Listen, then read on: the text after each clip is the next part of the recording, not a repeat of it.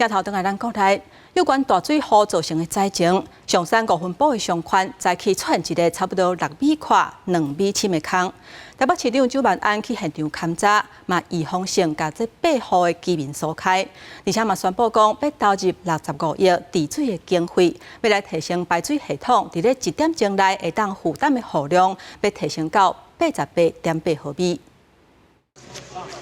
怪手甲破去的淡仔家地一直挖出來。台北市松山區5分埔上區這幾天因為大水雨影響，松山路的巷仔路攏落去。民眾趕緊報警察，警消接報了後，佇現場用風掃線圍起來。台北市長周萬安到現場勘查，講這落去的坑長寬大約6公尺，深2公尺。土木技術工會也檢查安全結果，講現時無危險。我們還是做了預防性的撤離，啊，總共2棟8戶，啊，但是我想很快回檢之後，那安全無虞沒有問題，那住戶就可以再回來。可能雨下的太多了，或者是說那個最近水量比較大，和影響那個水溝的這個結構。對，這擺內湖是淹水的重災區，台北市政府表示開將近4000萬的災害應變分段協助平台，佇淹水迄天發生故障，造成各單位資料無法度隨上傳。對此，周萬安證實迄天有大量影像資訊回傳，伺服器確實有短暫延遲，也毋過並無影響到救災行動，也宣布要提升這個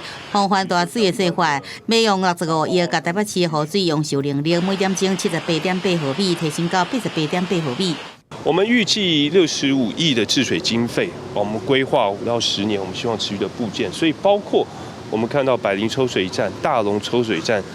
的新建，還有包括中山抽水站的擴建。那他們自己說呢，這個排水溝上面這個有淤積所以要清掃，這也是事實嘛。淹水這也是事實嘛。淹水所造成的災害，目前他們的這個金額完全沒有辦法彌補，這也是事實嘛。